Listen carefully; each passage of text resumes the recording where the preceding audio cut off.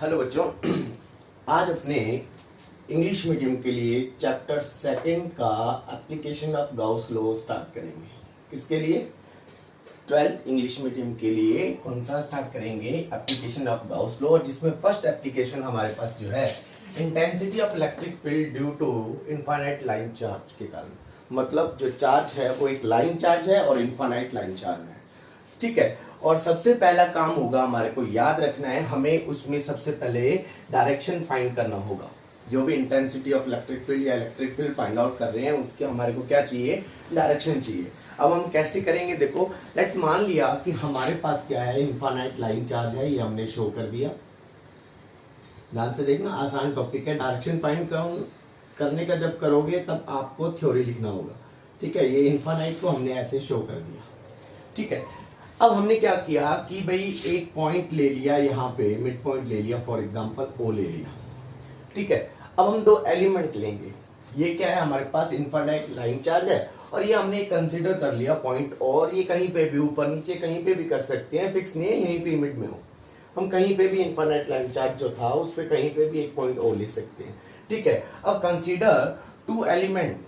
अब हम दो एलिमेंट कंसीडर करेंगे जिनकी लेंथ क्या होगी? इक्वल होगी। ठीक है ना। लेट मान लिया कि हमने दो एलिमेंट ले लिए। ठीक है, ये डीएल लेंथ के और डीएल लेंथ के।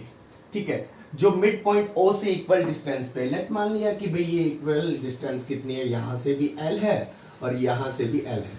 ठीक है, और इसका जो पीडीएफ होगा वो मैं नई पीडीएफ जो बना रहा हूँ, मैं अभी चेंज भी कर रहा हूँ क्योंकि नए लैंग्वेज अच्छा सा लिख के डाल रहा हूँ।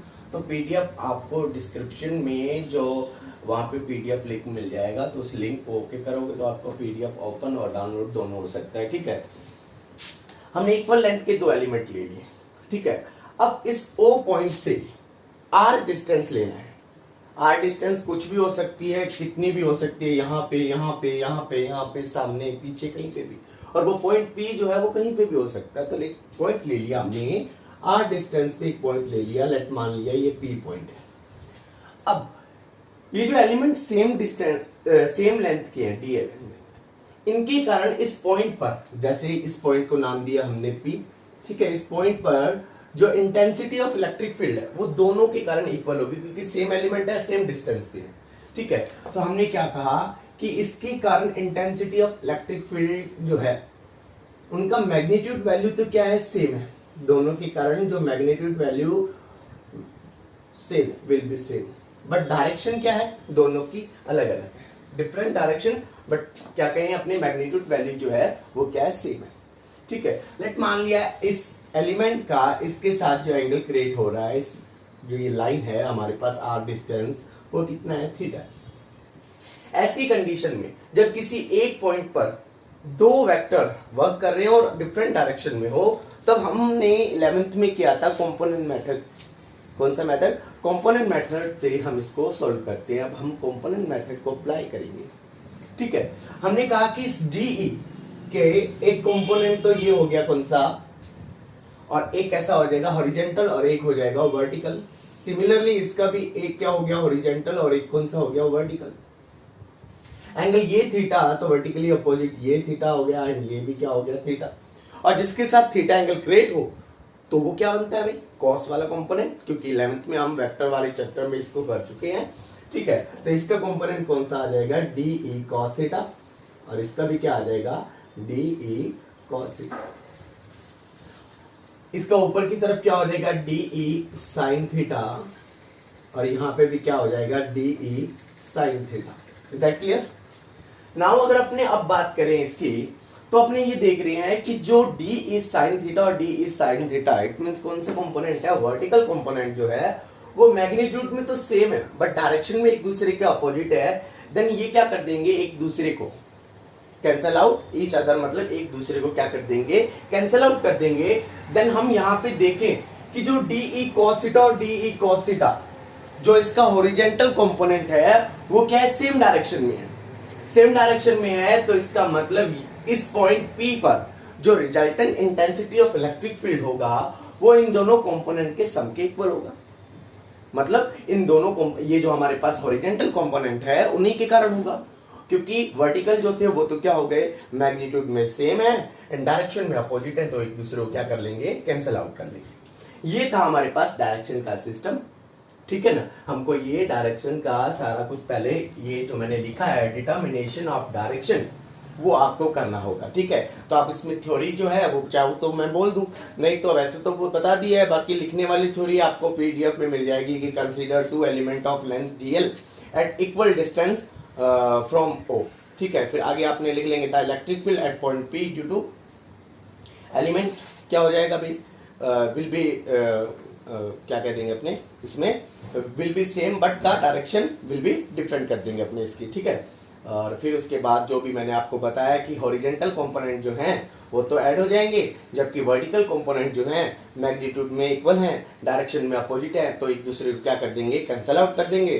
तो टोटल जो intensity of electric field at point P जो होगा, ठीक है, वो क्या होगा, डीई जो अपने cos थीटा और डीई cos थीटा इन वाले कंपोनेंट्स के अकॉर्डिंग होगा। जितने भी हम एलिमेंट लेते हैं यहाँ पे, हम एलिमेंट यहाँ पे ऊपर नीचे कहीं पे भी ले सकते थे, कंफर्म नहीं था, पर हमने ऐसे इस तरीके से एक बार डायरेक्शन फाइंड आउट करने के लिए डायग्राम आपको बनाना होगा वहां पे, और उसके बाद उसका थ्योरी लिखना होगा, वो आपको पीडीएफ में मिल जाएगा, वो आपका एक प्रकार का होमवर्क हो जाएगा।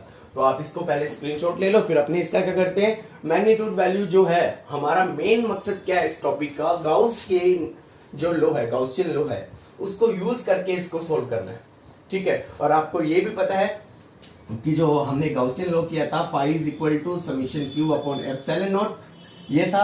और हमने इलेक्ट्रिक फ्लक्स की डेफिनेशन से इस चैप्टर के जो फर्स्ट टॉपिक था वो क्या था, phi is equal to integration E d s cos theta, ठीक है। इन दोनों मेथड का यूज करके हमें इसका डेरिवेशन सोल्व करना है, तो इसका आप स्क्रीनशॉट ले लें ताकि अपने इसको आगे करें, ठीक है।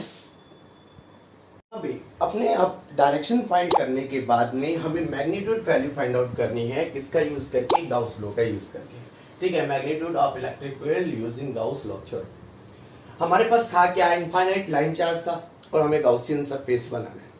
दूसरी बात, जो हमने पॉइंट जो पिछले डायग्राम में पॉइंट पी लिया था वो इस गाउसियन सरफेस के ऊपर आना चाहिए। वो पॉइंट ऊपर नीचे दूर पास कितना भी हो, हमें उससे कोई मतलब नहीं है। लाइक हमने जो पॉइंट लिया था, हमने कहा कि ये जो आर डिस्टेंस पे पॉइंट था पी, ये पॉइंट पी था। अब हमें गाउसियन सरफेस इस तरीके से बनाना है कि हमारे को ये पॉइंट पी चाहे यहाँ पे हो, चाहे यहाँ पे, चाहे यहाँ पे, सामने, इधर इधर किधर भी। तो हमारे पास ये पॉइंट इस तरीके से देखो, वो ये मान लो मिडल है, ठीक है, और ये चार्ज यहाँ पे हमने पॉइंट पी, यहाँ पे इधर हो, चाहे इधर हो, चाहे ऊपर हो, कहीं पे भी हो, उस तरीके से हमारे पास जो सरफेस बनेगा वो कैसा बनेगा, सिलेंड्रिकल सरफेस बनेगा। तो हमने कहा कि हमने एक गाउसियन सिलेंड्रिकल गाउसियन सरफेस का क्रिएट कर लिया, इस तरीके से कर लिया। और इस गाउसियन सरफेस जो हमने सिलेंड्रिकल लिया है, एक मिनट, उसका जो लेंथ है वो कितना है, एल है। कितना है भाई, एल है। इस तरीके से हमने ये एल लेंथ का गाउसियन सरफेस ले लिया, ठीक है। अब हम देख रहे हैं एक चीज कि जैसे ये एक सिलेंडर है हमारे पास, तो इसके तीन सरफेस है, एक तो ये है कर्व सरफेस, एक यहाँ पे ये वाला जो अपने को सर्कुलर दिखाई दे रहा है, एक यहाँ पे, तीन सरफेस है। तो इट मींस हमने कंसीडर कर लिया कि लाइक ये सरफेस जो है वो कौन सा है, S1, ये कौन सा है, S2, और ये कौन से वाला है, S3 है, ठीक है। और हम जो गाउसियन थ्योरम यूज करते हैं वो एक एलिमेंट एरिया लेके करते हैं। तो हमने इस P पॉइंट को हमने कहा कि हमने एक एलिमेंट एरिया ले लिया यहाँ पे, ठीक है। इसका जो एरिया डायरेक्शन है वो इस तरफ है, ds, और पॉजिटिव चार्ज जो है उसके कारण जो डायरेक्शन होगी इंटेंसिटी इलेक्ट्रिक फील्ड की, वो बाहर की ओर, इधर इधर सभी डायरेक्शन में होगी, चाहे इधर लो चाहे, तो इंटेंसिटी ऑफ इलेक्ट्रिक फील्ड की डायरेक्शन भी इधर आ गई। सिमिलरली हमने S1 पर भी एक एरिया एलिमेंट ले लिया यहाँ पे, और इसकी डायरेक्शन हो गई ds ऊपर की ओर, जबकि इलेक्ट्रिक फील्ड जो यहाँ पे पॉजिटिव चार्ज है उसके कारण इलेक्ट्रिक फील्ड की डायरेक्शन क्या हो गई, इधर की ओर हो गई।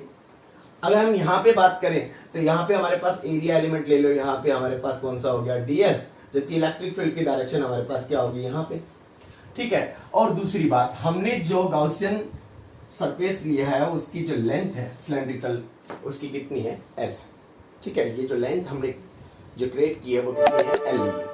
अब दूसरी बात देखो, यहाँ हमारे को क्लियर शो हो रहा है कि यहाँ पे जो एंगल क्रिएट हो रहा है E और ds के बीच में वो कितना है, theta is equal to 90 degree. यहाँ पे E और ds सेम डायरेक्शन में है तो theta is equal to 0 degree, and यहाँ पे बात करें तो theta is equal to also 90 degree. अब इसी की हेल्प से हम गाउस लॉ यूज करेंगे और हम इसको क्या कर सकते हैं, सोल्व कर सकते हैं। अब देखो कैसे करेंगे, समझने वाली बात यहाँ पे देखो, हम लिखेंगे सबसे पहले हमारे पास अकॉर्डिंग टू गाउस लॉ क्या आ जाएगा, अकॉर्डिंग टू गाउस लॉ कि भाई E d s cos theta is equal to summation q upon epsilon naught. क्या आ गया, summation q upon epsilon naught. ये कौन से सरफेस के लिए, total surface S1 S2 S3। मतलब इस वाले फॉर्मूले में हमारे पास ये तीनों सरफेस काउंट हो रहे हैं, ये क्योंकि ये सर्कुलर जो साइन बनाया है वो इसीलिए बनाया है। अब देखो सबसे मेन बात, अब हम इसको कैसे लिख सकते हैं, it can be written as, इसको कैसे लिख सकते हैं अपने अलग अलग करके, E d s cos theta कौन से सरफेस S1 के लिए, यहाँ पे E d s cos theta कौन से सरफेस S2 के लिए, यहाँ पे अपने लिख सकते हैं E d s cos theta surface कौन सा S3 is equal to summation q upon epsilon naught. अब हम इसको किस तरीके से सॉल्व करेंगे वो हमारे लिए मेन है। सबसे पहला हमारा काम क्या है, हमारे पास तीन सरफेस हैं, हमको ये जो एंगल चाहिए, एंगल किस में है, ई और डी एस के लिए है। तो अगर मैं सबसे पहले बात करूं ऑन सरफेस जो एक जैसे है, कौन सा, S1 एंड S3, S1 ये रहा, S3 ये रहा, ठीक है। S1 और S3 में देखें तो E और DS एक दूसरे के क्या है, परपेंडिकुलर है। यहाँ पे भी E और DS एक दूसरे के क्या है, परपेंडिकुलर है। देखो ये पॉइंट आप सामने के सरफेस पर, इधर भी ये पॉइंट यहाँ पे कहीं पे भी ले सकते थे, सेम कंडीशन बनती। तो अपने क्या लिखेंगे कि on surface S1 and S3 E perpendicular to DS then theta is equal to 90 degree. If cos अगर मैं यहाँ पे बात करूं theta is equal to 90 degree then cos 90 is equal to 0 और cos 90 is equal to 0 then ये वाली value और ये वाली वैल्यू क्या होगी, 0 हो जाएगी। क्या हो जाएगी, 0 हो जाएगी, ठीक है। अब दूसरी बात, अगर मैं ऑन सरफेस किसकी बात करूं, ऑन सरफेस S2 की बात करूं तो S2 में क्या है, E DS एक दूसरे के पैरेलल हैं, then theta is equal to 0 degree and since we know that cos 0 is equal to 1 then ये हमारे पास वैल्यू बच जाएगी।